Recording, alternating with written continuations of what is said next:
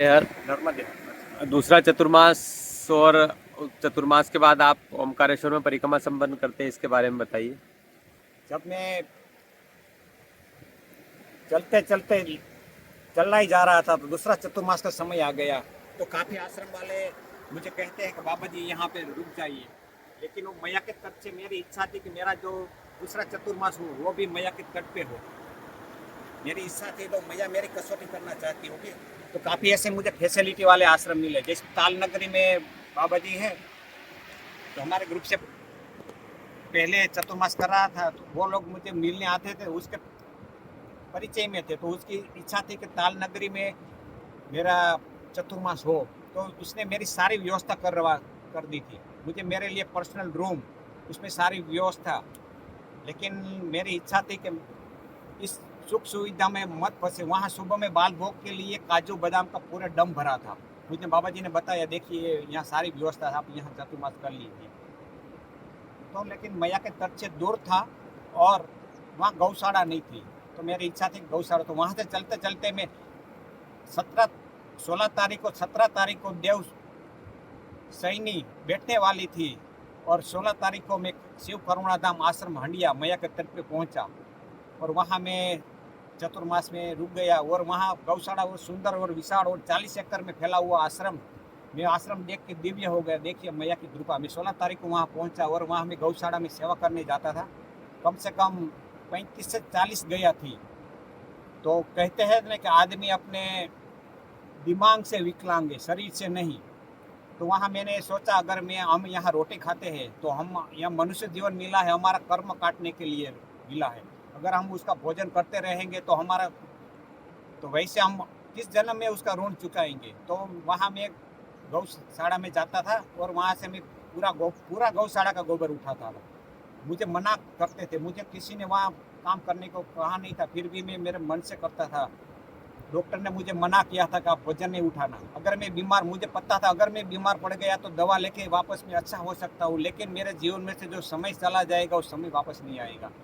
तो मैं कभी भी अपना शरीर को नहीं देखना है, इसका देह भाव छूट जाना चाहिए। वैसे नश्वर देह है, इसको तो रात में पंचभूत में पंचभूत का शरीर पंचभूत में विलीन होने वाला है। तो उसका मोह छोड़ के अगर हम परिक्रमा करेंगे, सेवा करेंगे, तो मैया अपनी उसका जो हमारी कसौटी करती है वो, अगर आप सेवा के मार्ग में चलेंगे तो वो आपको वो शक्ति देगी। हमारा में कोई सामर्थ्य नहीं है। और मैंने सुंदर मेरा चतुर्मास हुआ। जी, चतुर्मास करने के बाद आप वो ओमकारेश्वर की ओर आते हैं। हाँ, चतुर्मास के बाद मैं वहाँ से निकला तो वहाँ के बाबा जी थे। बड़ा बाबा जी ने 40 साल तक तपस्या की थी।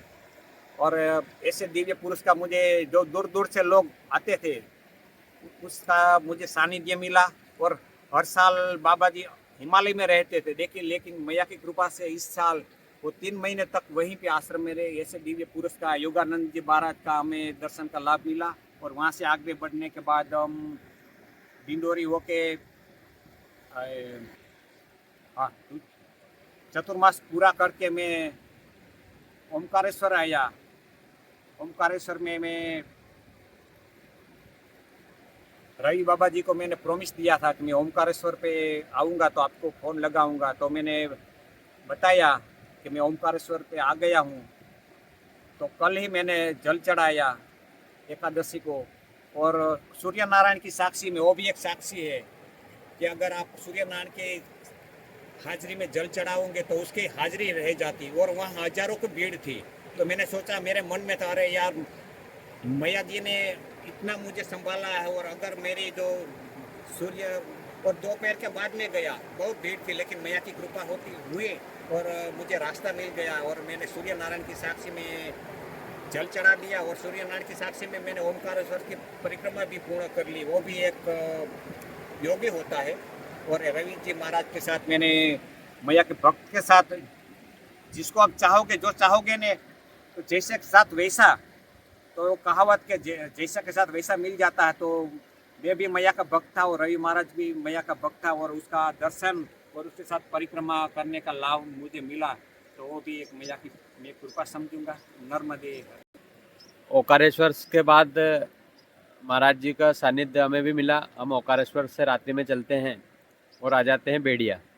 हाँ हाँ जी। और जो परिक्रमा पथ पे जो भी परिक्रमा पूर्ण करता है तो पहले उसको गुरु जी के घर जाना पड़ता है, तब आपके घर जाना, लेकिन कहीं जा नहीं सकते।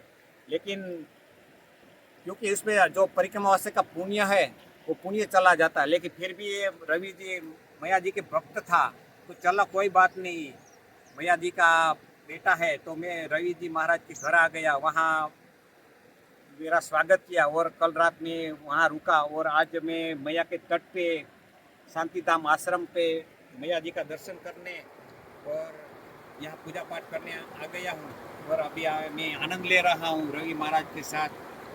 कल कल बहती मैया, जिसके साथ मैया हो, और एक भजन है, और जिसने भी भजन रचा है उसको मैं धन्यवाद करता हूँ। और भजन का 2 शब्द ये है कि वो क्या मांगे हो बेटा जिसने माँ की ममता पाई है, एक तरफ है जग सारा और एक तरफ मेरी माई है। माँ श्री नर्मदे हर जय हो। माई के तट पर ये जो सत्संग हुआ ये सब मैया की कृपा से हुआ। जैसे सुरेश बाबा जी ने बताया, इन्हें रास्तों में कई संतों ने कहा था परिक्रमा कर कर अपने घर जाना है, अपना पुण्य उस व्यक्ति को मिल जाता है।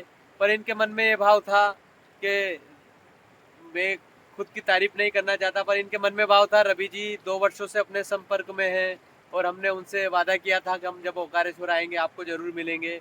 और 2-3 दिन से हमारी बात हो रही थी। कल मैंने कहा मैं बाबा जी आज ही आ जाता हूँ। हम पहुँचे, हमने साथ में ओंकार पर्वत की परिक्रमा की और मैंने निवेदन किया तो सुरेश बाबा जी ने हमें हाँ किया और हमारे घर बेड़िया आए। ये कहे कि इस दास पर आपने एक उपकार किया, हमें कृतज्ञ किया कि आप नर्मदा परिक्रमा करके हमारे घर पहुँचे और आज आपके साथ हमें मैया के तट पर स्नान करने का सौभाग्य मिला और ये दिव्य सत्संग हुआ। ये सब माँ की कृपा से संभव हुआ। मातश्री नर्मदे हर जय हो। माई की तो चिंता फिकर काय की।